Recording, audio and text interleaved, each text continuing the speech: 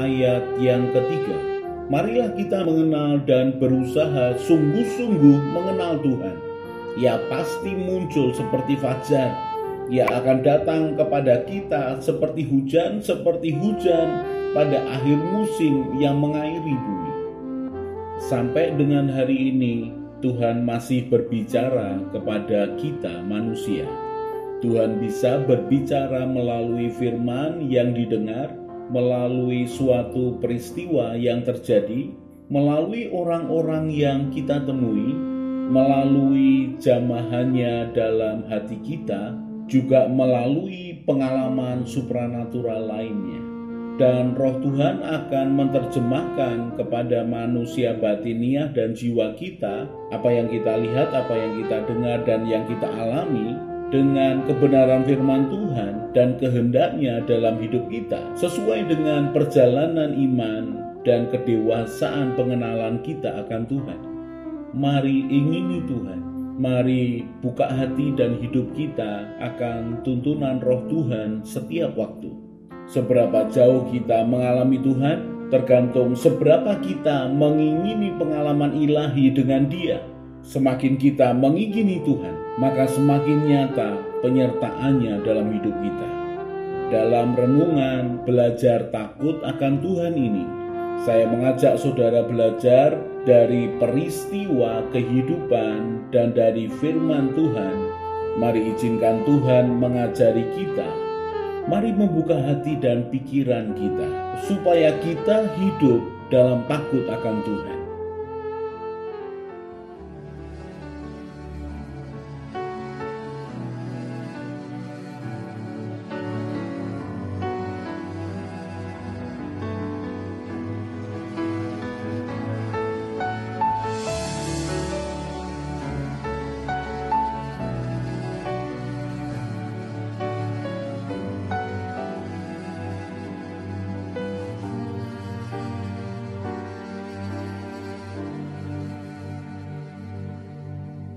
Kasih setiamu Tuhan lebih dari hidupku,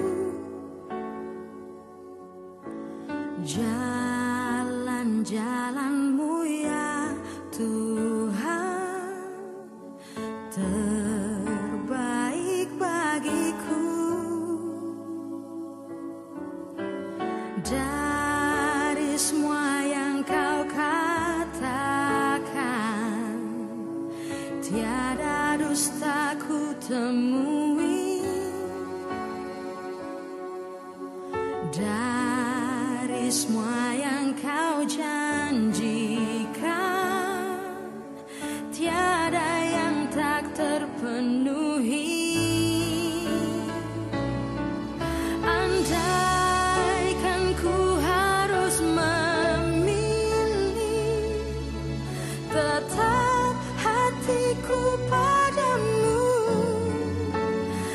Satu pun dapat menggantikanmu, hanya kau yang berarti bagiku. Lebih dari semua yang ada, kaulah segalanya bagiku. Tak ingin ku berpaling darimu.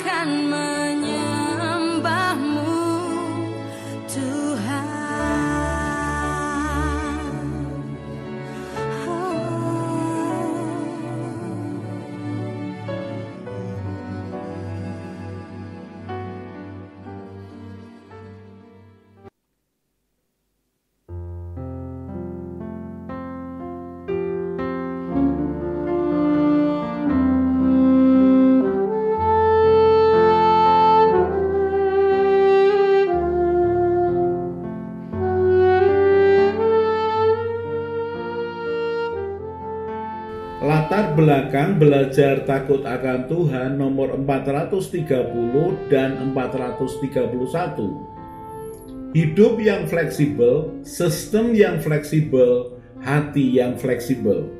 Saya bersyukur pernah bekerja di satu perusahaan yang besar dan baik, di mana sistemnya sudah dibangun begitu rupa sehingga perusahaan ini terbukti tetap berdiri tangguh di tengah-tengah resesi ekonomi.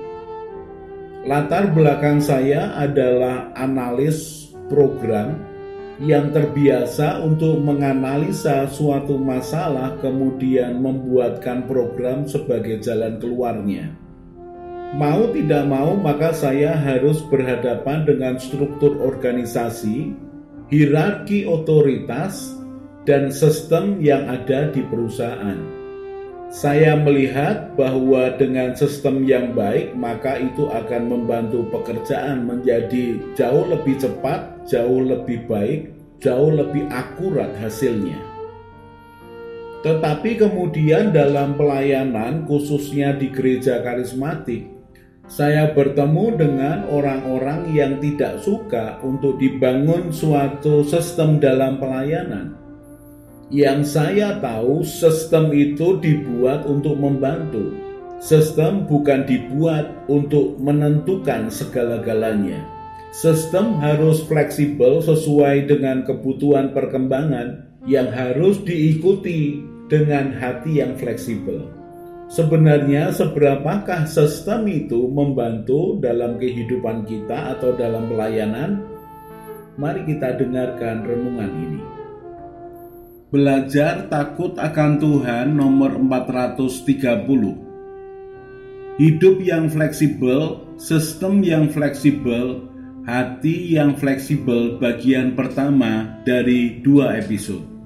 Memang kali ini renungan saya agak berat, membutuhkan sedikit berpikir, dan bagi mereka yang tidak terbiasa terlibat dalam pekerjaan yang kompleks, tidak terbiasa terlibat dalam proses kepemimpinan yang besar, dan juga tidak terbiasa berpikir analitis, mungkin renungan ini sedikit membuat bingung. Tetapi saya akan berusaha sebisa saya menjelaskan supaya kita sama-sama bisa belajar proses Tuhan dan belajar takut akan Tuhan dengan mempelajari sistem yang harus fleksibel. Karena Tuhan memiliki sistem hukum dan ketetapan yang sempurna untuk mengatur kehidupan manusia.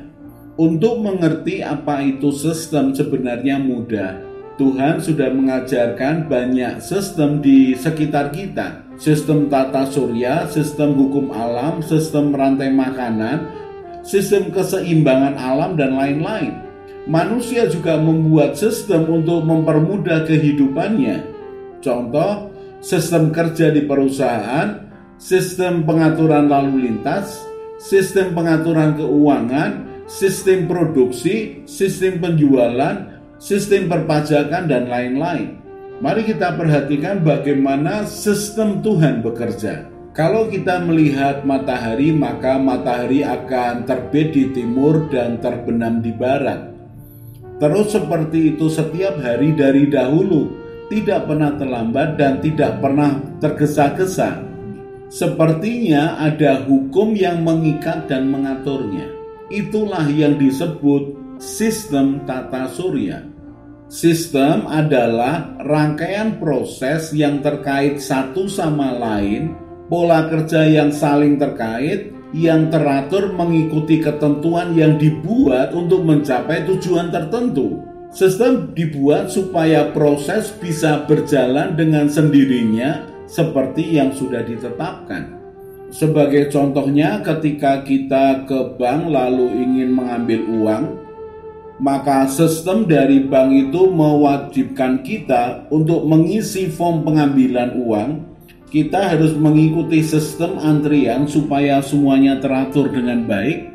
Kemudian ketika tiba giliran kita, maka kita ini harus mengikuti akan sistem yang ada yang berupa prosedur dan ketentuan. Sistem pengambilan dan penyimpanan uang dilakukan di dalam bank supaya semuanya tercatat dengan baik, terorganisasi dengan baik, diatur dengan baik. Itu adalah salah satu contoh untuk kita melihat suatu sistem. Sistem itu hanyalah rangkaian kegiatan dalam alur proses yang membantu untuk mencapai tujuan. Sistem tidak menjamin keberhasilan dan kemenangan. Sistem adalah pola kerja yang diciptakan di mana setiap bagiannya saling terkait, saling mempengaruhi. Mereka mengikuti alur yang sama untuk mencapai tujuan bersama. Sistem itu hanyalah alat bantu mencapai tujuan, bukan menentukan tujuan. Sistem itu dibuat untuk mempermudah dan menjaga segala sesuatu berjalan sesuai dengan ketetapan yang dibuat demi mencapai tujuan. Sistem itu harus bisa mengakomodasi perkembangan yang terjadi sehingga sistem harus terpadu dan luwes. Sekali lagi, sistem bukanlah penentu keberhasilan. Sistem hanyalah salah satu yang menunjang keberhasilan. Bahkan sistem yang buruk akan menghambat kemenangan atau menghambat keberhasilan. Mari kita perhatikan akan faktor-faktor lain yang menentukan suatu keberhasilan. Selain sistem yang baik, penentu yang lain adalah kualitas manusia yang mengerjakannya, struktur organisasi yang mendukung, pemegang otoritas atau pengambil keputusan yang konsisten dengan tujuan organisasi, kepemimpinan yang baik, dan yang terakhir yang menentukan adalah penyertaan Tuhan.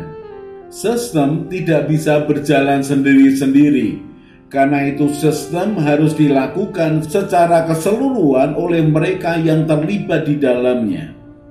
Kalau ada salah satu sistem tubuh gagal melaksanakan tugasnya, maka bagian tubuh yang lain akan terkena dampaknya.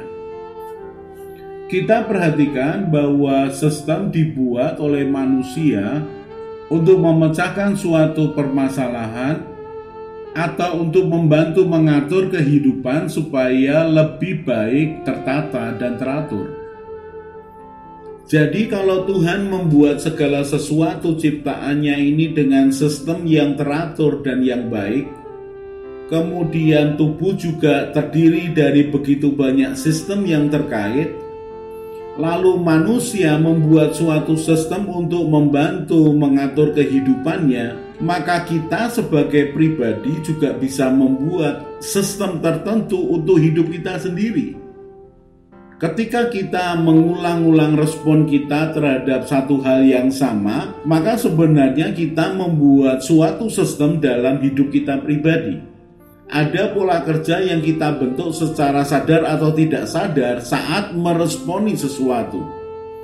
Sekali lagi, kalau kita ini merespon yang sama berulang-ulang atas sesuatu hal yang sama, maka itu akan membentuk sistem hidup kita atas sesuatu yang tertentu itu.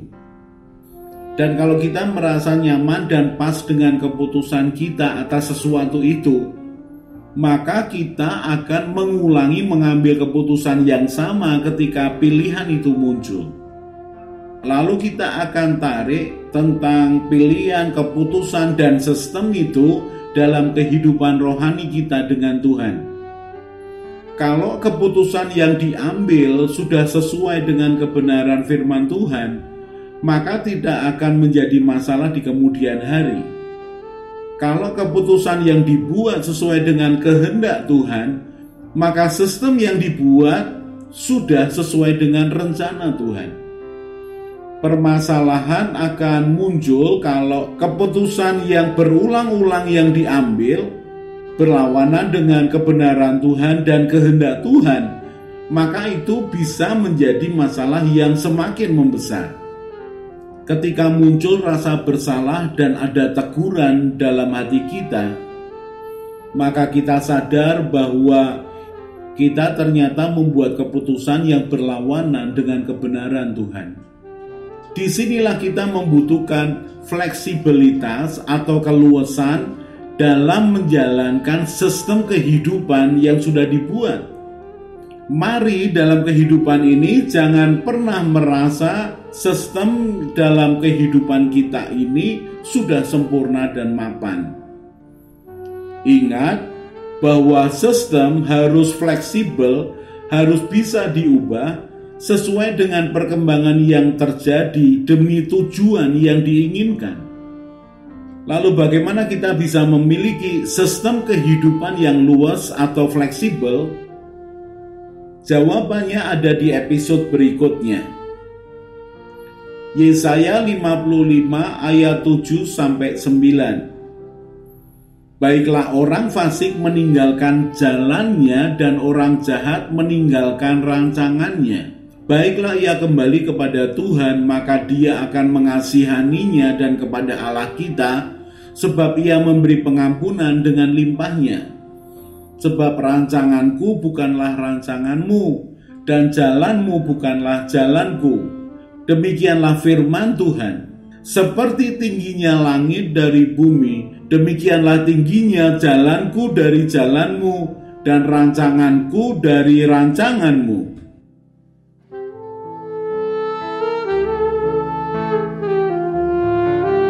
Yakobus pasal yang pertama ayat 19 mulai. Hai saudara-saudara yang kukasihi, ingatlah hal ini. Setiap orang hendaklah cepat untuk mendengar, tetapi lambat untuk berkata-kata, dan juga lambat untuk marah. Sebab amarah manusia tidak mengerjakan kebenaran di hadapan Allah. Sebab itu buanglah segala sesuatu yang kotor dan kejahatan yang begitu banyak itu, dan terimalah dengan lemah lembut firman yang tertanam di dalam hatimu, yang berkuasa menyelamatkan jiwamu. Tetapi hendaklah kamu menjadi pelaku firman, dan bukan hanya pendengar saja. Sebab jika tidak demikian, kamu menipu diri sendiri. Sebab jika seorang hanya mendengar firman saja, dan tidak melakukannya, ia adalah seumpama seorang yang sedang mengamat-amati mukanya yang sebenarnya di depan cermin. Baru saja ia memandang dirinya, ia sudah pergi, atau ia segera lupa bagaimana rupanya.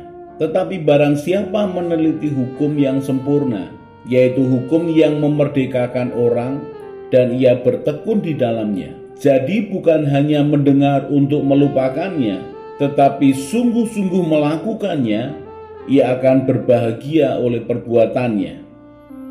Ketika kita mengadakan waktu untuk merenungkan firman Tuhan, maka bukan hanya roh dan jiwa kita yang disegarkan, tetapi perjumpaan dengan Tuhan secara tersembunyi itu akan membuat kita semakin mengenal kepribadian Tuhan.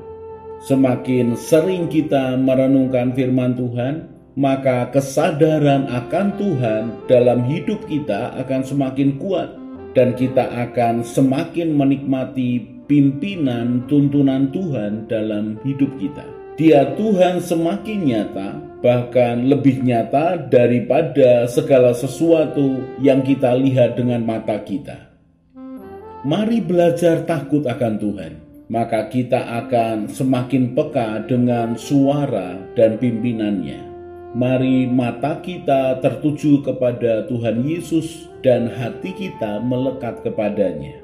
Maka pengajaran, tuntunan, dan penyertaannya akan semakin nyata dalam hidup kita. Saya Yosea Kristiono, Gembala Jemaat GKI Injil Keselamatan Semarang. Tetap setia, tetap semangat. God bless.